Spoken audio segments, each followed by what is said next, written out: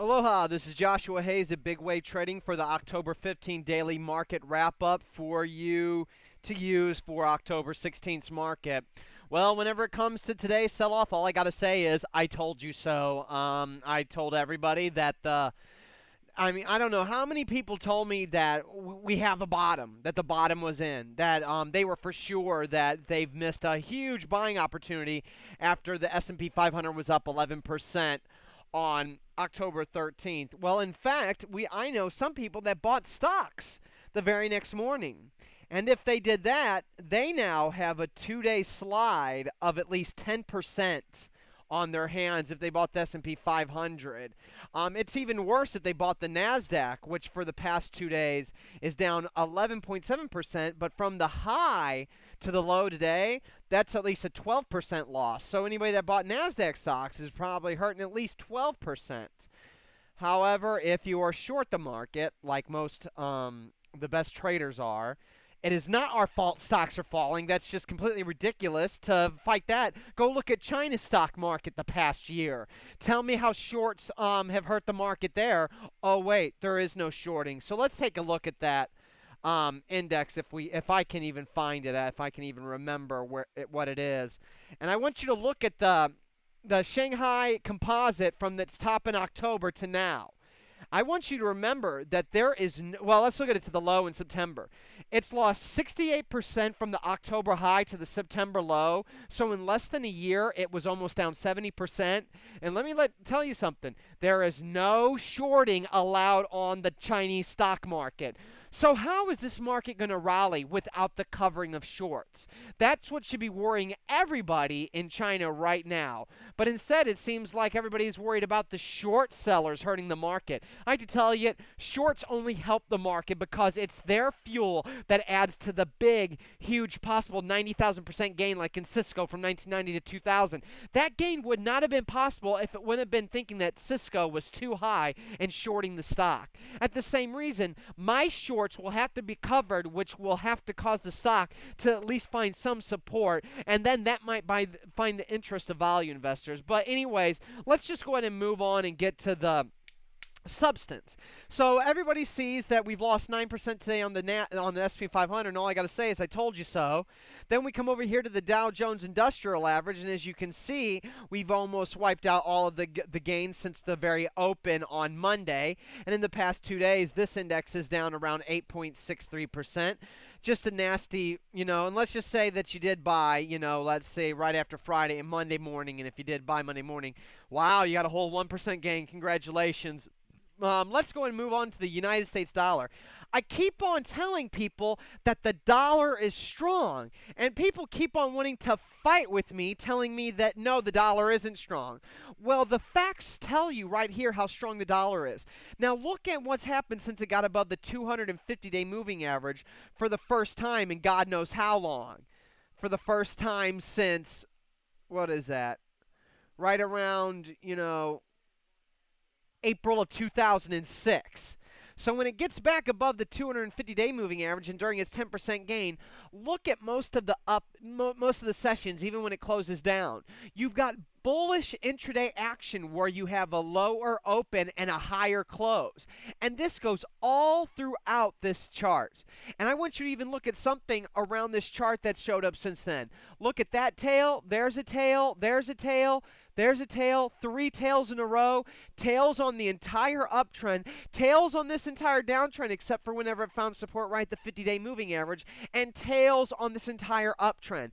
This is very bullish action and is showing as the dollar comes down to its lows of the days, buyers are buying that off of those levels and are bidding it all the way into the close, thus giving it so many open bodies because they're buying it from the lows and it's going all the way to the close on the buying. That's why you have tails and you have open bodies. The U.S. dollar is strong, and if you're 100% cash, you're exactly right. And I even tell you something. If you're 100% cash right now with as ugly as these stock charts are, and you're not planning on buying stocks for a long time because everything is so darn ugly and is not going to look good for a long time, then I want you to take that cash and pay down debt. I read an article today from the Dallas Mavericks owner, can't think of his name offhand, which shows you how much I care about rich people, about taking your money out of money market funds and using it to pay down credit card debt. That's brilliant. That's exactly what you should do right now because charts are ugly. And if you have like $10,000 in debt and you have $20,000 in your account, go ahead and take $10,000 out because $10,000 with the margin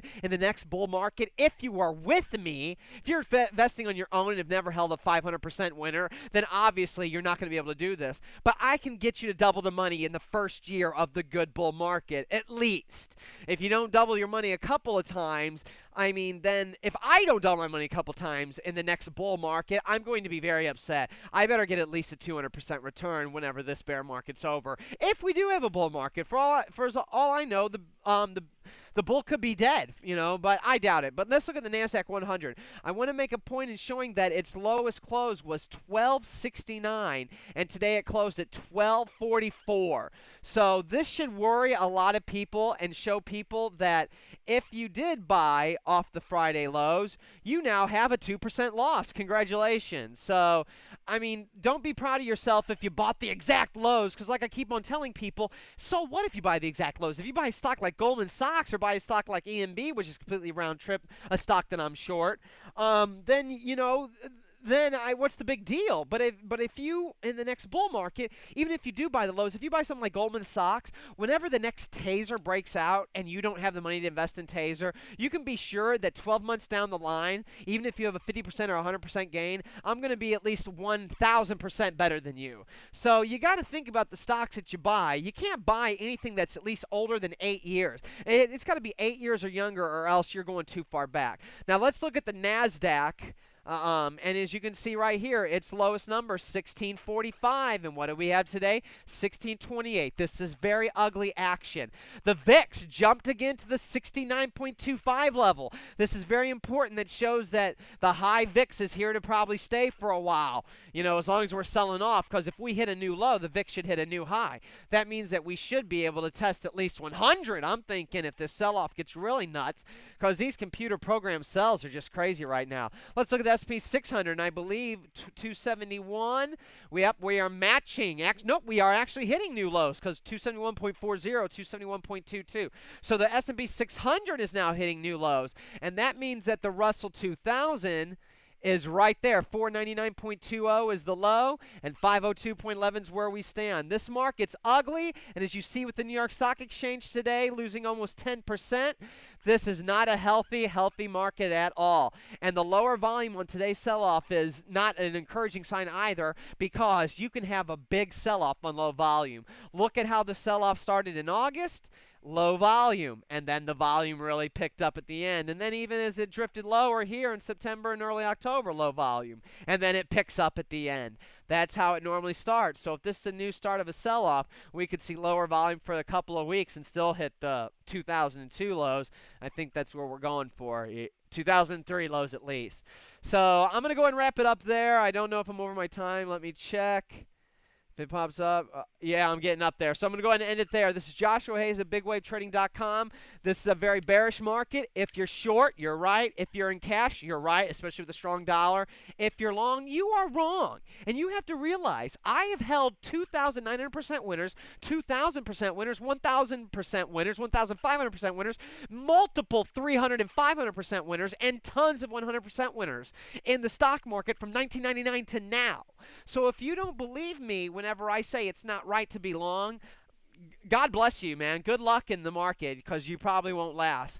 With my history and with my track record, there should be nobody not listening to me whenever I say don't go long stocks. I have 0 hot charts out of 7,050. That's not bullish. Aloha.